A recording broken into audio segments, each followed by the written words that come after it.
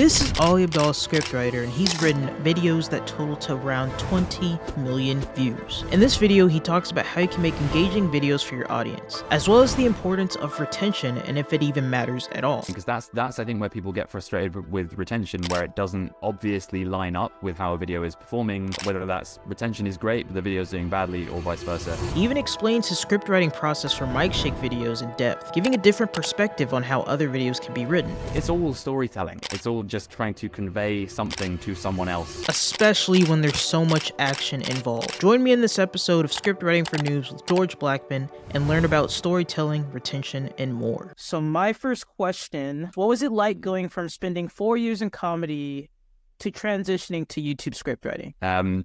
Yeah, so I think that's often where I get asked a lot, like how did I kind of find my way into this, and how was it kind of possible to break into this slightly weird job from something that seemed quite normal? Because like before this, as a job, I worked in basically a call center, and before that I sold antiques in a little shop up north in the UK. And so yeah, like the leap doesn't seem that logical, but I think you're right. Like for me, a lot of the experience that I had related to the YouTube side of things was just in going from ideation to completion on a creative thing and having to work with other people in the process of doing that. And obviously that describes a great deal of things, and that describes what it is to write a YouTube video for an existing creator. And so yeah, it was really just leveraging those skills. And when I applied to work for Ali Abdaal, who was like the first client that I had, that was kind of all I had. And I spoke a lot about the fact that I had written things in a team. I was aware of deadlines, and I think I also told him his thumbnails were bad, and that combination of things seemed to get me over the line. Honesty, that's what people love, dude, most of the time. Yep. But like, were you writing jokes for 4 years? Like, were you writing? I don't know how comedy shows really work. All I know is some guys go up there and they just say stuff, but I didn't know there were people that wrote for them, you know? Oh, I see. Yeah. So, I mean, for me, I never really got to a point where, I was never doing it professionally. Technically, I think I was, because I got paid to do my own show a few times, but it was always my own stuff or writing stuff for like friends, basically, who were doing like various comedy circuit type things. But I wanted like really hammer home, this is low key. This was really a muscle building exercise for the kind of just the art of writing things. It was never a professional thing. I never wrote for insert famous comedian name here or anything like that. It was just like for my own stuff, and which, you know, I've done in a few places around the country, but never as like a job. I've never gone on a tour, if you like. I mean, still impressive either way. So for me, I've only written scripts worth 500,000 views. But when I messaged you, and I was like, oh, how many views have you gotten across the scripts? You're like 20 million. I was like, well, you know. Yeah. So yeah, my question to that is, what do you think you did and do specifically in your writing that's resulted in that many views? It's not like a small feat. That's really impressive, I guess. And I mean, that's really kind to say, but I think honestly, what sets people apart, and like I've gone through this recently with, you know, like hiring people, like, you know, other script writers, is it's not really about like I'm not responsible for those views. I've just worked on channels that already get lots and lots of views, but it was something about me and my ability to kind of fit into those teams and to be able to help people realize a creative vision, I guess, that is the reason that I'm there. It looks great on a piece of paper. It looks great on a website to be like, yes, X many views, and, you know, use it in the title if that's what you're doing. All good, because technically, yes, I've written on scripts that have done that. But I think, yeah, it's like, it's just, there's an element of being a chameleon in this whole thing, and like being able to just like transition between different styles of writing and different voices. And it's about your communication and like understanding what the creator is trying to do with their video. And, you know, every YouTuber has different goals. And so it's about that. It's like, it's about being a person in these relationships and being flexible with it.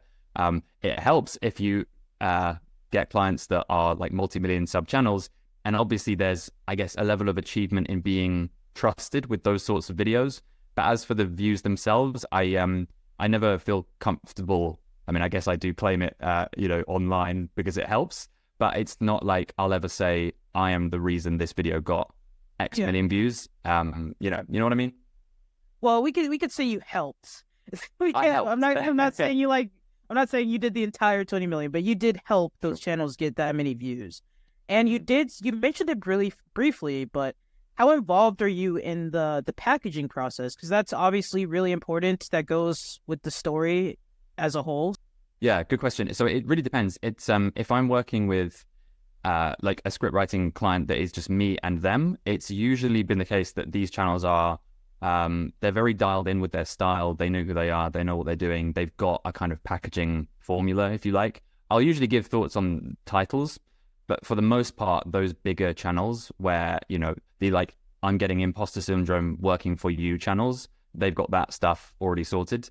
Then, like, I found when I've been working in my kind of capacity as an agency and working with other writers for clients, and it's not me doing the bulk of the script writing, they tend to be a bit more, usually smaller. They're often businesses who are looking to transition into YouTube as a kind of top of funnel way of growing whatever it is that they do. And for them, there's a lot more conversation around the packaging and the title and the thumbnail, because a lot of the time they don't really know what they're doing. And they can be, we've worked with some really big companies in the creator economy, like very well-known names. And you go into these relationships thinking, these guys know what's what. But a lot of the time when it comes to YouTube, they don't. And they're an expert in their subject field. But actually they don't know how to package a YouTube video. They don't know what a good title looks like. Some of the suggested titles that we get where they're like, oh, we're kind of thinking of going this way.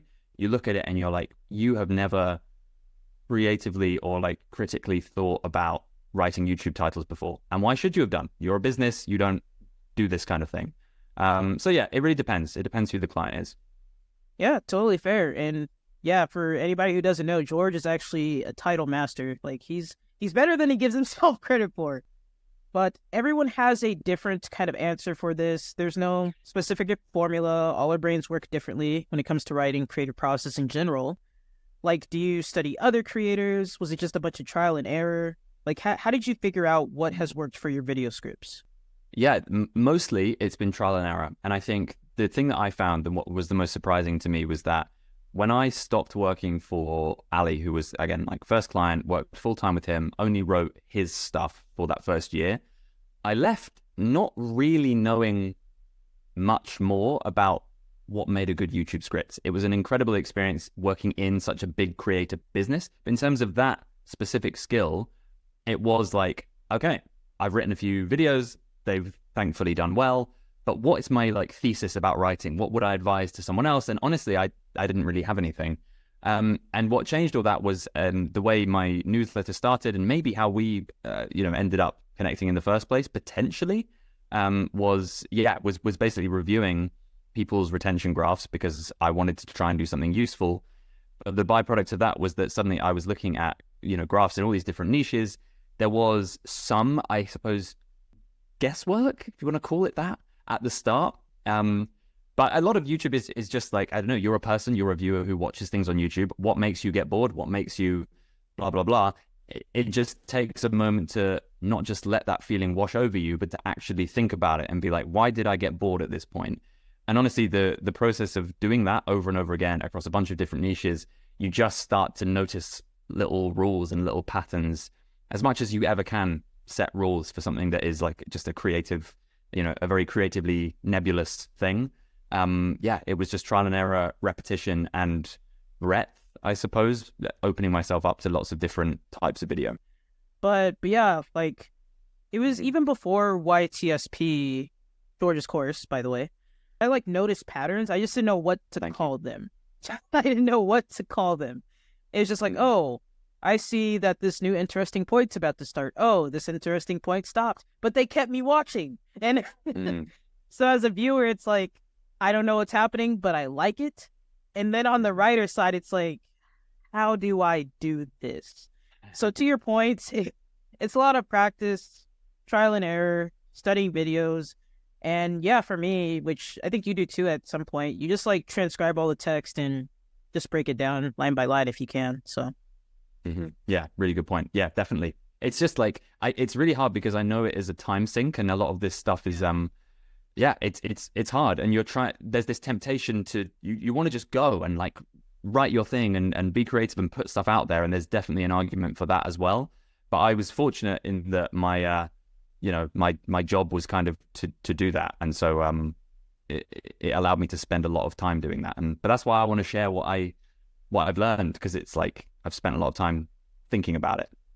Yeah, for sure. Of course, we're going to talk about Ali, but I want to kind of take things in a different way. I feel like nobody talks about your work with MikeShake enough, because for me, his videos are, I wouldn't say they're like fast-paced. They're not Mr. Beast fast-paced by any means, but there's like excitement. There's things going on. I had no idea his videos were scripted. I thought this guy was just doing stuff. And well, to caveat that point, because I want to like make this point is that go for it. There's scripting involved where it's like they plan out what's going to happen, and afterwards they write voiceover to tie it together.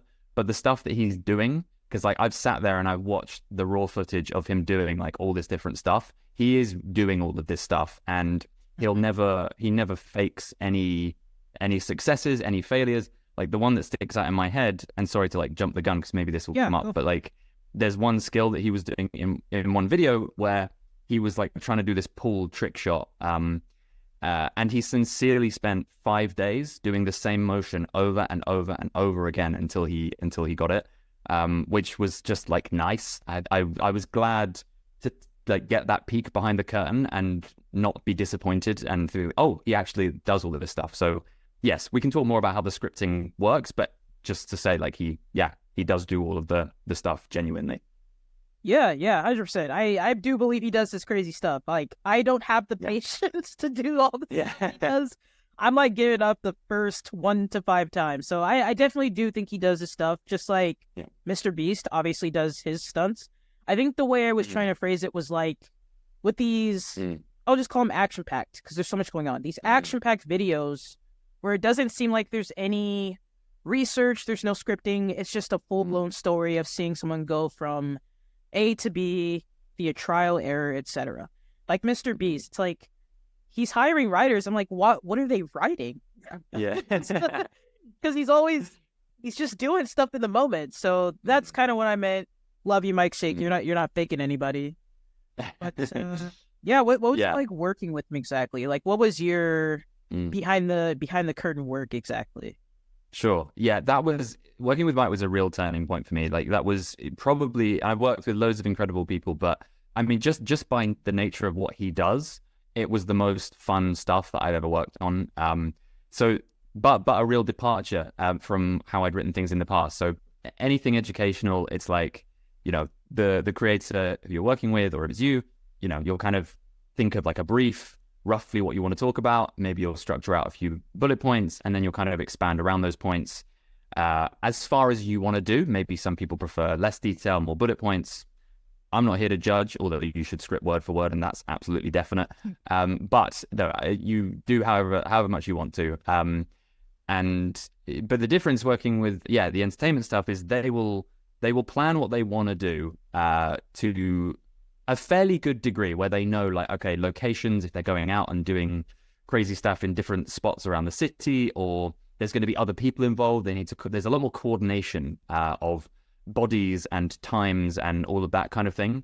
That's not really on me. All I get is basically they've planned it, they've gone, they've filmed what they can, sticking as close to what they think is going to happen.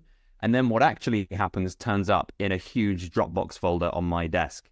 And I have the plan that they've drawn up on one side, I've got the Dropbox folder on the other, and then it's like, okay, make this make sense.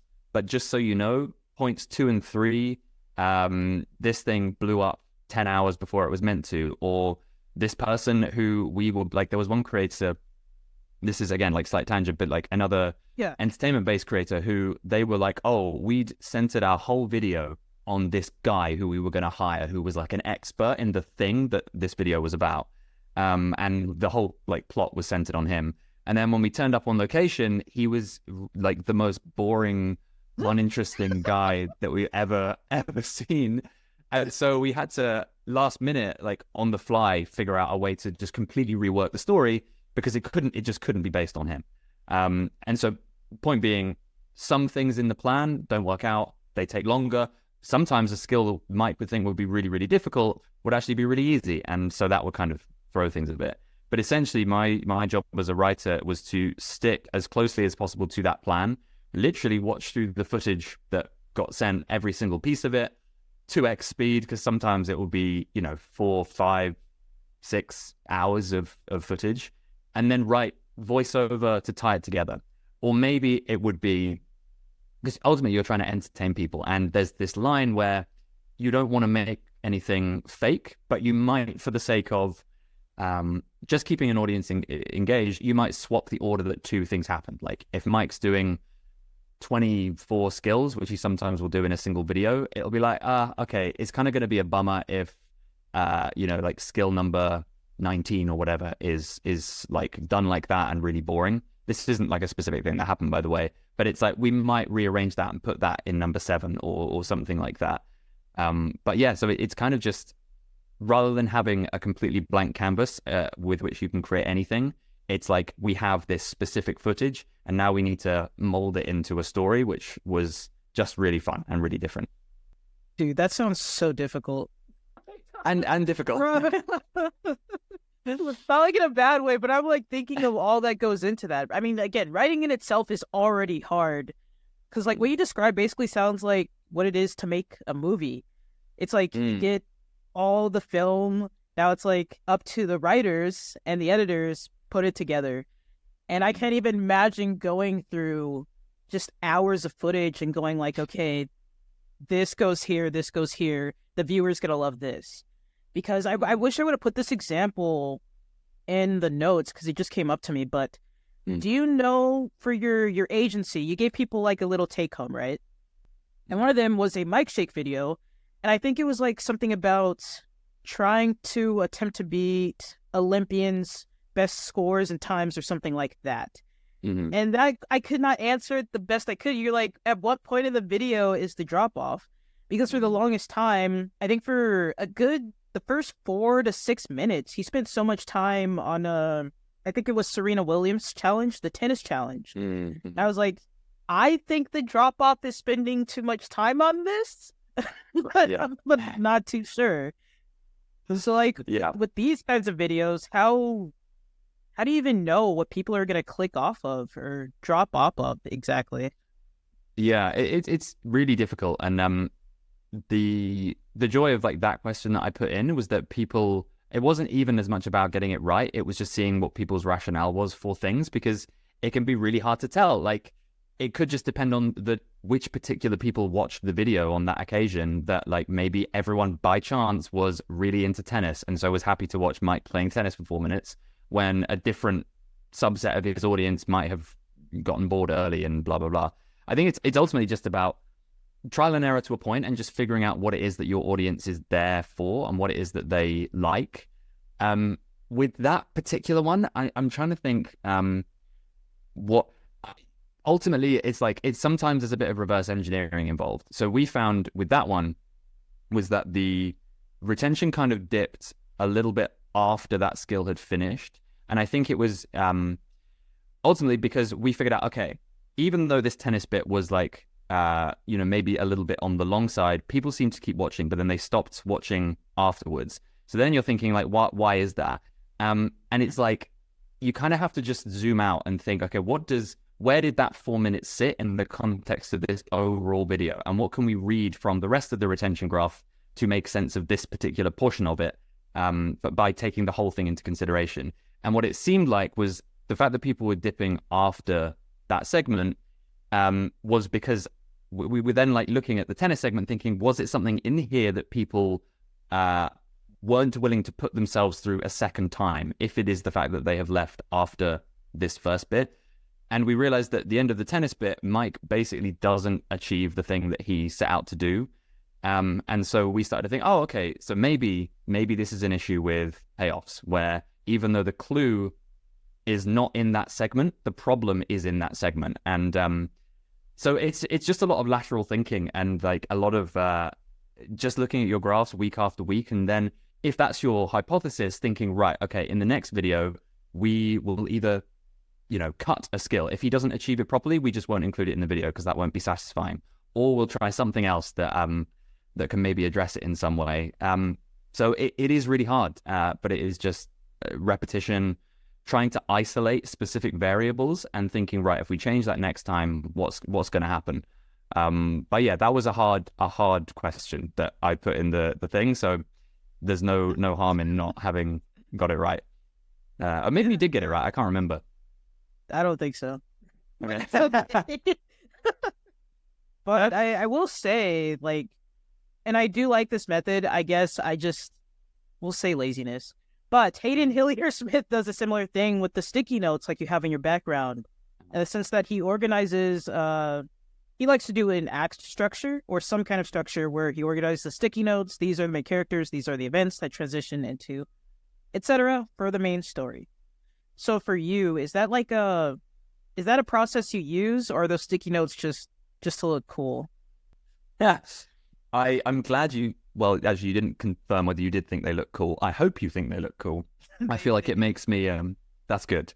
No, this sadly, not to spoil the podcast, but this is unrelated to storytelling. This is my wall of madness because I've lost control of my business and I'm trying to figure out how to get it back under control.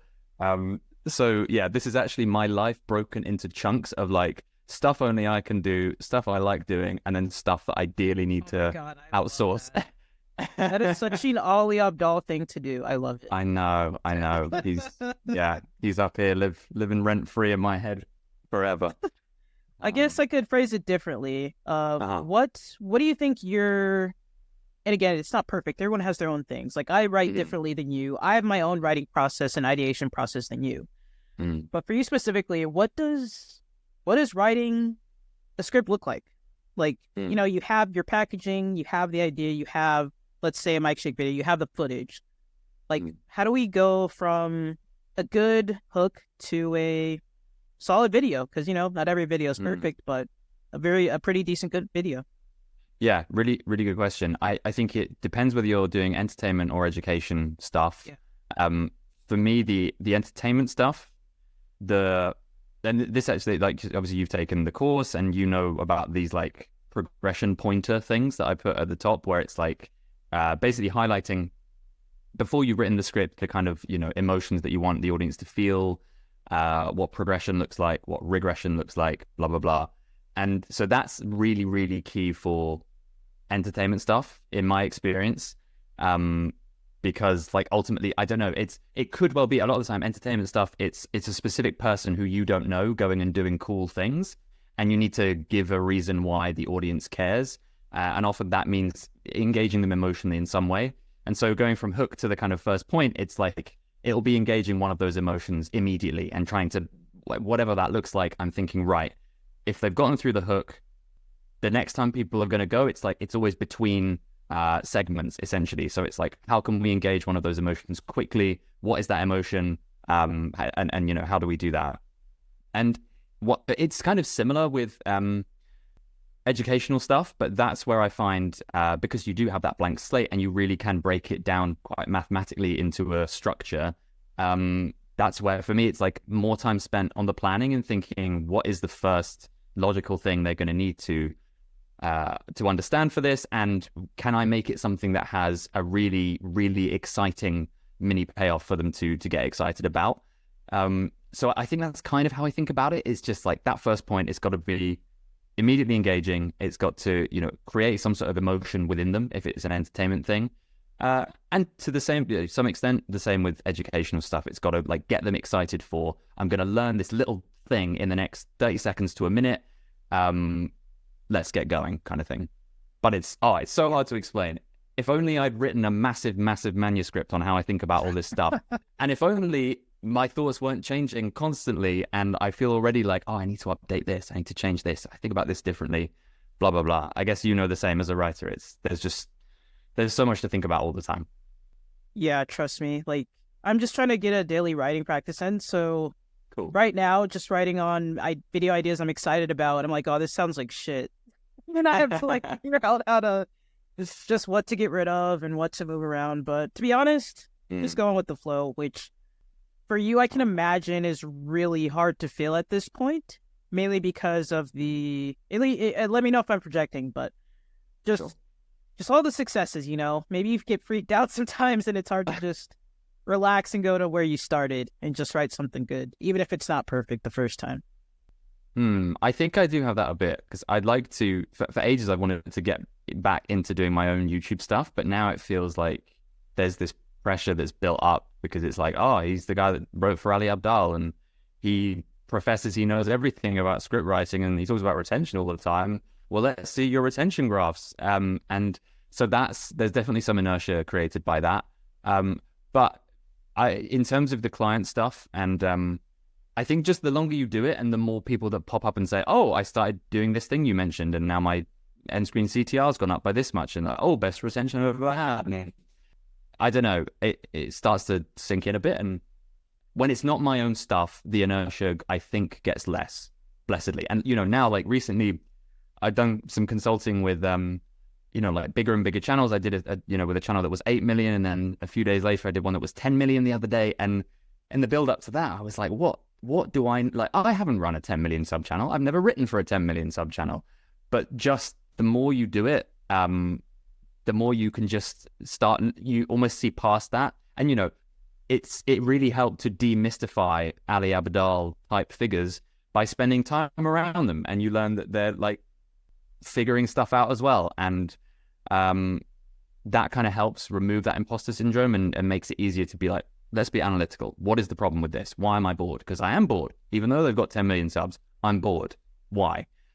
So yeah, it really varies. But on my own stuff, there's a little bit of inertia left over. Yeah, that's me with this newsletter. But I'm getting over it. First issue was great. I really, really enjoyed it. Oh, thanks. So I just want to transition into my favorite buzzwords because I feel there are channels that genuinely want to help explain these things to people, but I feel there are other channels that also take advantage of and exploit beginner YouTubers with these words.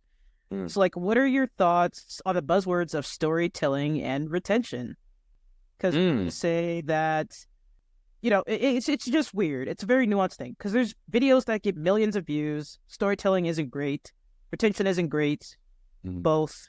But yeah, what do you think about it? Like, do these things matter? Do they not matter? Yeah, that's a great question. And yeah, I mean, I think I wrote or I did an interview once with a strategist called Darby around storytelling. And it was like specifically, I think kind of out the gate, I was just asking him to like demystify what storytelling means because you said it, this huge buzzword. But this is it. I still don't really know. I don't have a definition for it. And I've almost stopped trying because I think all I'm focused on is creating the most engaging video possible for the viewer that I know I'm targeting, whoever the client is, whatever it is. And all these little micro decisions that I realized I was making, whether it's like, you know, you're deciding on the title and the thumbnail and, you know, how you, like the very first 10 seconds and how you transition from, like you say, the hook into the first point, all of this stuff is storytelling. Like you're creating an expectation with the title and thumbnail, and then how quickly you deliver on that expectation is part of storytelling. And the choices you make about, you know, which objections to call out in the hook and the transformation that you're going to promise the audience and like how you're going to do that and the language you're going to use, it's all storytelling. It's all just trying to convey something to someone else in a way that's going to keep them watching. And so, yeah, I think that's my takeaway is that I've stopped trying to define it. Just try and make engaging videos for your audience and chill out. I like it. Yeah. Like, yeah, it's everyone asked that question. Like when I was a part of Creator Now, when it was like booming, it's a little quiet now, but when it was booming, there were a lot of circles in which you just meet a group of 10 to 20 people and you talk about things. And there were so many about storytelling. You would just like spend so much time trying to demystify it of like, what does that even mean? Or does this mean I'm being too complicated in my videos? And yeah, that basically goes with the question. My follow-up was like, you know, what the hell should creators even focus on in general if they want to make sure they have a well-written video? And I think you said it, just do your best to appeal to one group of people and write a good video. Sounds simple. But yes, I know. I know, because it does, in the same breath, it feels like a cop-out, because a lot of the time, the things I, say on podcasts, it's like, well, it depends on who you are. Just do it lots and then learn what your audience likes. And it's kind of hard, unless you're in a one-to-one conversation with someone about like their specific thing, to give specific advice. But it really is that. It's just learning who your audience are, asking them things like I said, isolating those variables, changing them, see what works, and making decisions from there. Yeah, and I think this is a good point to get into, because it took me a few years to realize how important avatar deep dives are. Because, YouTube's exciting when you get into it. You want to build, you want to write, you want to do the thumbnail. You don't care about the avatar stuff. Yeah. But for you specifically, why do you think it's so important, and why people just aren't taking it as seriously as they should? Yeah. I mean, simply because it'll make your life easier. It really, really will, when you know who you're talking to. Because I think the big problem that a lot of YouTubers face, and I get that feeling that you do want to just get going, but you will inevitably, like if maybe people who listen to this like haven't made a YouTube video before, will have that feeling of like getting excited, sitting down, starting writing, and then within about 10 minutes, there's all these creative blocks start coming in, and you start getting increasingly kind of frustrated with like, I was so excited about this 10 minutes ago, and something's missing, and I've cut off this avenue that I was thinking of going down. Maybe I should reopen that. And but no, if I try writing that story, then I run into a dead end really quickly, and blah blah blah. Or at this point, is it interesting to my audience or is it not? There's all these thoughts going around your head, and like we said a lot, blank canvas. You can literally go in any direction, which is great, but it's also a curse, because when you can turn any way and you can go any way, how do you know which way to go? And the only way to do that is, in my opinion, to know who it is you're talking to. And like, there are exceptions within this. Like, you might have some videos that are consciously targeting a kind of wide range of people. Maybe you're going for broad appeal, top of funnel, get people into my channel, get them to, start a relationship with me as a YouTuber. And then later on, I can kind of target specific people for specific purposes with more kind of niche content ideas. But yeah, like, you, on the whole, to know what it is you're trying to say, you need to know who it is you're trying to say it to. And it will just, like I say, your life will become so much easier, because you won't have to be thinking, is it more engaging to say this or that? Or like, should I mention this particular, difficulty of growing parsnips? Or should I like talk more about the soil that you need to grow the best parsnips? Or should I talk about the tools that you need to grow the best parsnips? Where are the people that I'm talking to who need to grow parsnips? Do they have a garden, or are they in a big city? Therefore, like, are they growing it in a little flower box kind of thing? Like, all of this stuff, once you know who you're speaking to, the answer is obvious, and you don't have to overthink. You'll be like, okay, I'm targeting people who live in a city who don't have a garden, so I'm not going to say loads of stuff about gardens, and I'm going to talk about growing parsnips in a very small, confined area. And, just silly things like that. It just becomes so much easier once you know who the audience is. Yeah, and a great video for this that I watch pretty often is it's by Film Booth, and I believe it's called How I Blew Up in 1 Week or something like that.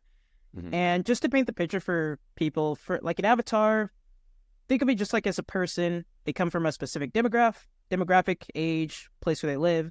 But specifically, when it comes to writing, you typically focus on their goals, their fears, their motivators. What are they hoping to achieve by the end of this video, or by watching your videos in general? And to bounce it back to you, to paint that picture even better, like, what did an avatar look like for an Ali viewer versus a MikeShake viewer? Well, I mean, the only thing is, I don't really remember being given one when I worked with Ali. To be honest, I think, maybe that was a thing that happened like really early on. But I know they had avatars for customers and things like that, and like who we're targeting with, if we're going to make this course, we need to know who we're making it for, blah, blah, blah. And I guess YouTube is ultimately just marketing. So it's like, there were probably some crossovers, but I don't remember getting one. For Mike stuff, I guess the level of depth, I think, can vary depending on who you are, and it's not like you have to go to like an absolutely like crazy depth. But for Mike, it was things around like, they're probably going to skew slightly younger. They're watching this content because they want to be inspired to try out some of these skills. But because, they're young, potentially it might be that their parents are watching this with them too. So maybe we'll throw in a couple of references that the parents would enjoy and blah, blah, blah. So it's like, yeah, like that kind of level is already fine. And that helps guide some little things that you're doing. But yeah, I wish I had more to say on the Ali side of things, but I don't remember if we got given one. Yeah, it's a little tricky because, like, would you say that there's different levels of depth you need to go to for an avatar for some channels versus others? Because I think Ali's was easier when he first got started. I mean, I'm cheating a little bit because I took PTOA like the first cohort. So basically, his avatars when he started doing the doctor stuff was like, students who want to improve their grades and who want to do all these different strategies and things to, just do better in school, get better sleep. Now it's like, I think a little trickier. The best I can do is like people in their 20s through 40s who want to improve their life in random ways. Yeah. But would you say like there's like a gray area where avatars are important, but not the most important thing? Because like for some of my videos, when we workshop together, I can see where the avatar of nostalgia takes place, but for other videos, maybe it's not the most important thing if that's all I'm appealing to, if that makes sense. Yeah, no, totally see that. Yeah, I suppose it kind of depends again on like, you'll probably have different content buckets for your channel. And this is where YouTube starts to become, if you're focusing so hard on all this stuff, does it stop becoming fun? Should you just, you need to take some action and get started on some things.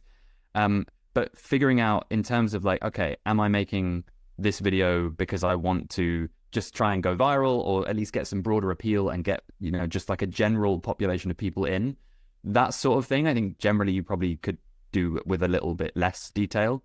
But then, yeah, if the point of a particular video is like, I want to sell my thing through this, then ultimately it becomes as important as for just general marketing, because you need to know the spending habits of these people, like what kind of amount of money do they make, where do they live, do they buy based on logic or emotion, all of that kind of thing. So yeah, I guess it depends how niche your video is, though that's kind of a on the fly hypothesis rather than something that's like well researched. But I guess I would probably stand by that as a approximation. Yeah, avatar stuff, super helpful, really good exercise regardless, but I do say it mainly pertains to education or edutainment channels, and a little bit on the entertainment side, because for me, with my videos, nostalgia is a big thing, and losing that feeling of childhood is a big thing, as well as other things, so yeah, that's cool. And we can just briefly talk about the other buzzword, because I think you did, and feel free to correct me, did you do at least 30 to 60 issues of like breaking down retention graphs? I think, the database that has them in has like 80 or so graphs, and I did. Whoa, okay. But I did 3 per week, so probably, yeah, I don't know, maybe like 20 to 30 issues of that.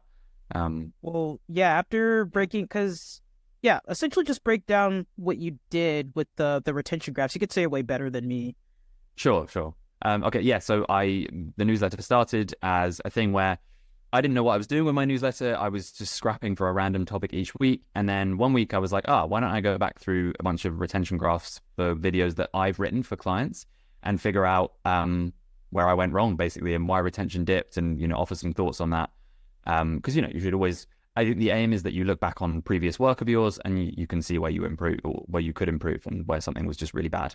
And that particular issue did really well in terms of engagement, and I tweeted about it and it did well in terms of engagement there. So I thought, right, this is resonating. So I just asked people to send me their graphs. And yeah, like I said, for the next 20 to 30 issues, 3 videos a week, I would basically sit there, get the YouTube video above, the graph below, and just watch it and try and figure out what went wrong and what didn't. There's obviously an extent to which this reverse engineering thing is like, it's easy enough to see when you can see where people have left, to ascribe a reason to it.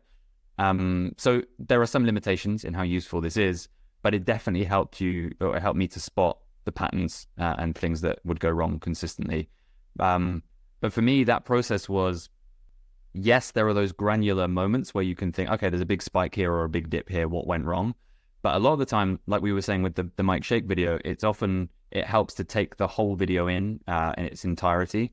And so that's like the first thing I'll do is just watch it through with keeping an eye on the retention graph and just starting to formulate some thoughts. But often it helps to get a sense of the whole video first, and then you can go in and check out the granular details. Yeah, and you were someone that was pretty dedicated to just going through those charts. You'd like tell people, if you have a retention graph that you'd like to share, I'd be happy to go through it. And from just doing almost 100 of them, like, what was your biggest takeaway about retention in general?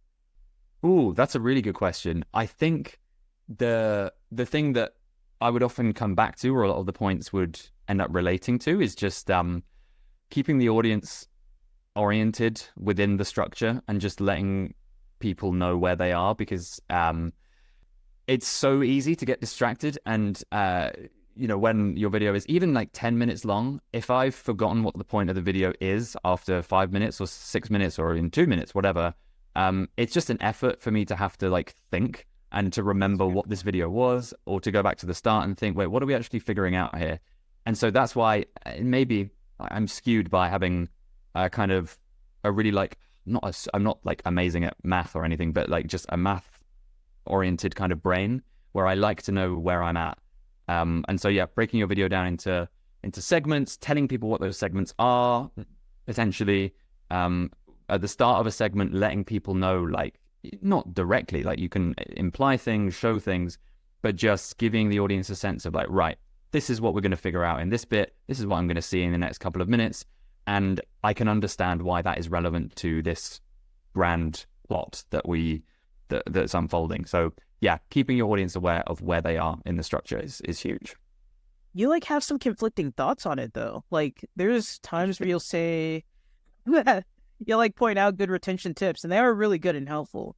But then there's like other times where you'll just like really just put it out there, like retention isn't like this big thing that's super important. So would you say you're kind of like in the middle ground of it, or do you lean more one way than the other?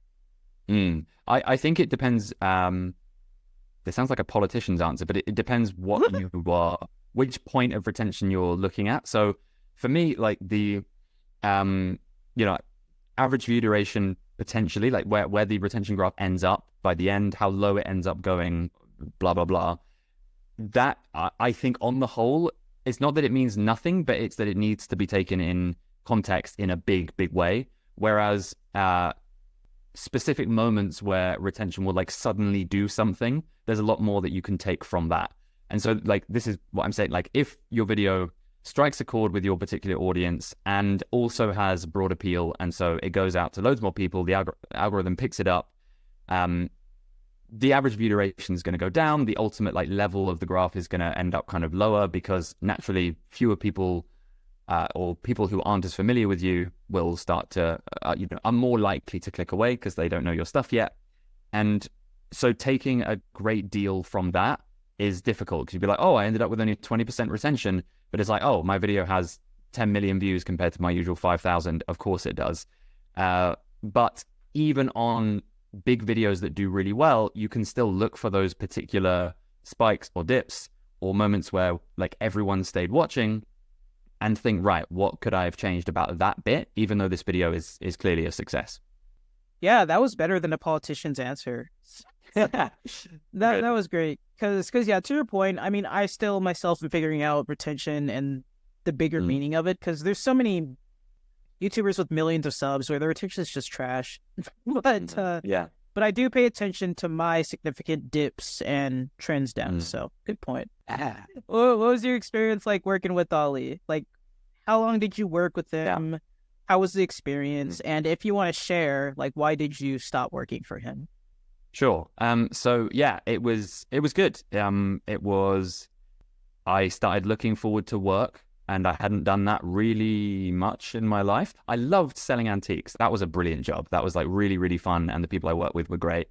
call center was less good, but it, you know, got me to London, which is where I wanted to be. But this was the first job where I was like, oh my God, I'm actually excited for Monday mornings. And I would stay late because I just wanted to, because it was fun and it was an amazing team. And it was just good for just being exposed to all the different moving parts of YouTube on a massive scale. And I don't think I'd ever seen or imagined what the inside of a YouTube team looked like beyond seeing the person on camera. And you just think, that's that. And you forget that, like, you know, behind the camera, there's a videographer, and at the back of the room, there's an editor who's working on the thing. And in the room, and this would often happen, it would be like Ali's filming over there, and then on the other side of the room, there's like 4 of us all typing away. I'm sorry, I've whacked my mic there. We're all typing away on our laptops, doing other scripts and other things, and blah blah blah. So it's just the most intensely kind of creative bubble that I've ever spent time in, and it was very exciting, and learned lots about sponsorships and brand deals and selling physical things, digital things, communities, courses. Like it was a real trial by fire, I guess, in figuring out all of that stuff, which was great. The good thing was that there was loads of stuff going on, but equally the bad thing was that there was also loads of stuff going on. And so they had expanded at the point at which I came in. Like I was one of this sort of like big expansion drive thingies, and the business was therefore kind of figuring out what it was and who it was and where it was going. And so while I was there, like I started off on the main channel and doing YouTube scripts, which is what I wanted to really do. And then gradually, like the writers on the team got kind of, I was like, oh, we need some help on like this thing. Do you mind kind of going over there and doing this for a bit? So I helped out with PTYA and did some stuff there. And then I helped out with some course stuff. And that's kind of where I settled, was like I ended up kind of more on the courses side of things. And just to me, like that wasn't really why I'd gotten into it. And I think the joy of working there was that it was like a consciousness raising thing of, there's actually loads of people who do this and need this skill. And so really it was just realigning with like why I'd wanted to get into the YouTube side of things. And so yeah, there were no hard feelings at all. It was just I'd been moved slightly away from where I wanted to be, and then going freelance was a move back in the direction I wanted to go. Yeah, and I would say it was a pretty good one because, you know, again, for me, and I think you at the time, like going from a somewhat more education-based channel to, he's not crazy. What something more crazy as like creating a MikeShake video with all these different clips and making it exciting. I mean, you probably learned so much, and that's probably why you're better today. So seems like it worked out. Yeah. No, I was really, I've been very, very fortunate over the last couple of years. Yeah, and to just finish, and let me know if you need to see the graph, but I think we're good. But I watched, like, this is like from one of your starting newsletter issues, because I just wanted to see your thoughts on retention and stuff. But basically in the video, and you guys can find it online on his website, which I'll link below too, it's like you go over retention and its importance, but you really highlight a video that was okay-ish at the start for retention, but then it really, really tanks. And it ends with a 10% retention. But the crazy thing is, which I was surprised at how successful it was, it got 6 million views, and it resulted in over $200,000 and almost 300,000 subscribers. So why do you think this video did so well? I think it's his video on like, how I make £12,000 a week or something, passive income ideas, blah, blah, blah. I'm pretty sure it's a top 10 passive income. Yeah, I should have asked for that. My bad. But what do you think went so well for this video to have all these amazing results? Yeah, it's I totally get what you mean, because that's I think where people get frustrated with retention, where it doesn't obviously line up with how a video is performing. Whether that's retention is great, but the video is doing badly, or vice versa. We can sort of speculate about this one. I think for the most part, it was a combination of really good audience fit and timing, because that video was sort of around the time where I think passive income stuff was really, really blowing up. I can't remember exactly when it came out, whether it was during COVID or just post, or just like in that kind of era. But I think that's the video through which I found Ali, and I found him when I had COVID. lying on my bed, and I was like, oh, my life's gone to, ruin in these last 10 days. But when I get out of this, I'm going to be the most productive person ever, and I'm going to start a business, and I'm going to blah, blah, blah. So I think there's an element of that timing as well. But then, like, that's it, because of the fact that the video has started to like do really, really well. As we said earlier in the video, naturally that often means retention is gonna dip because it's being served to more cold members of the audience.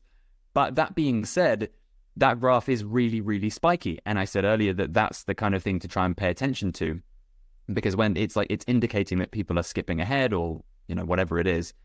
And so to me, the way I see it, and Ali's videos are not unique here in this, but even though he's a huge creator, that video did really, really well. There are definitely things that he could do better in terms of how he scripts stuff. And we've talked about this, he and I extensively, and this was a big point of debate on the team a lot, was, do we do bullet point stuff because Ali can just riff stuff and it's really easy, or do we go really heavy with the scripting side of things?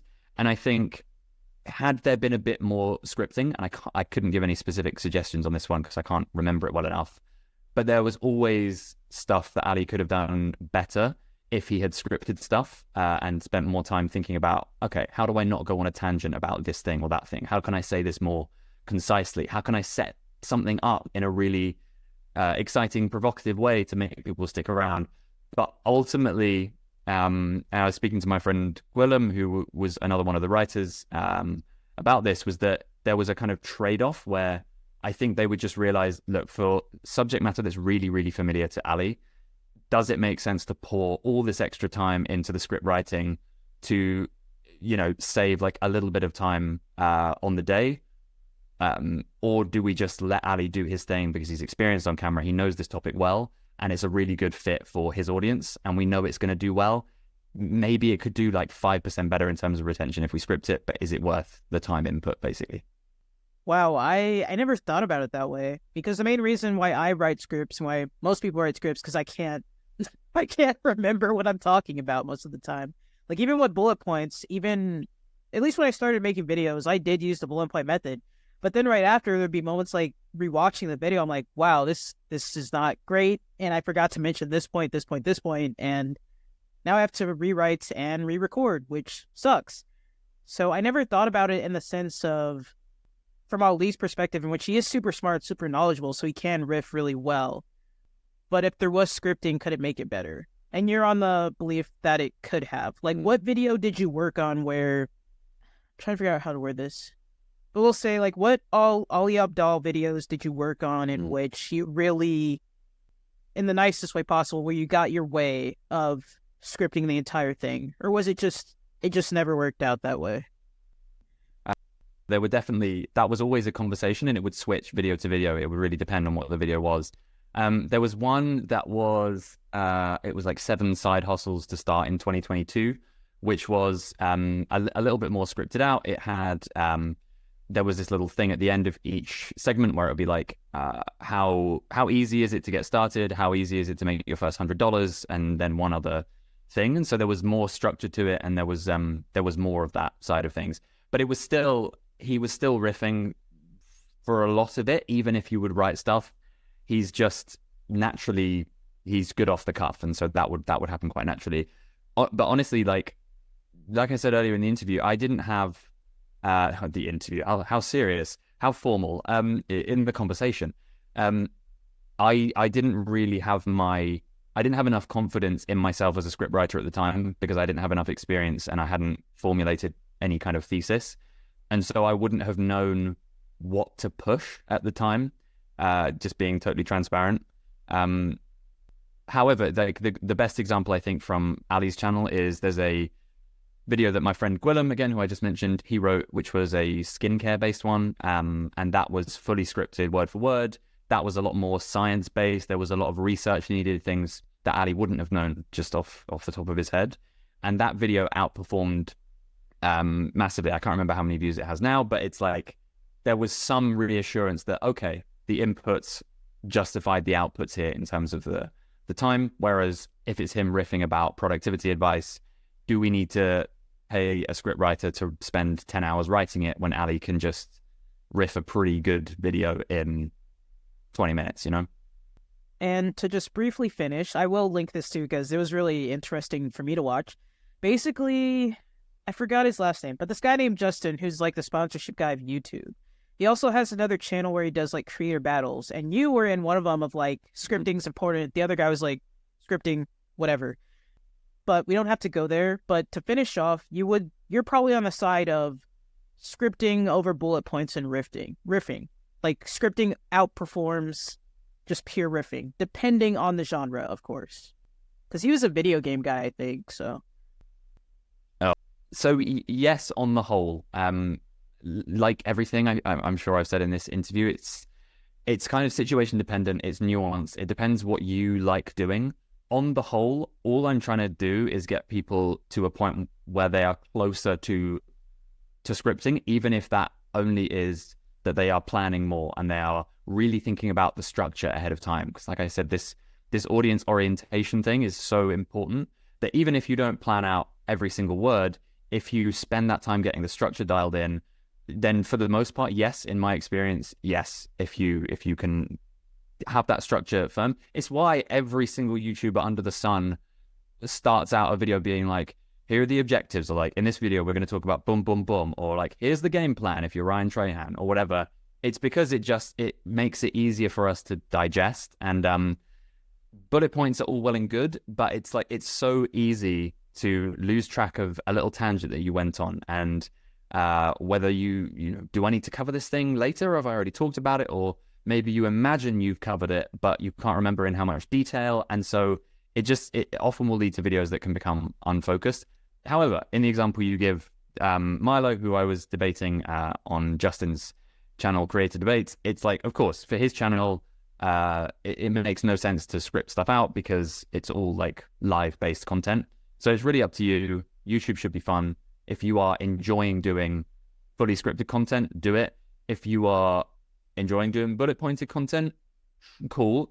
Try and push towards more planning nearer to scripting.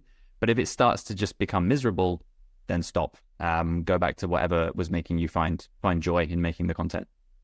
Yeah, and thank you for coming on, George. Really appreciate it.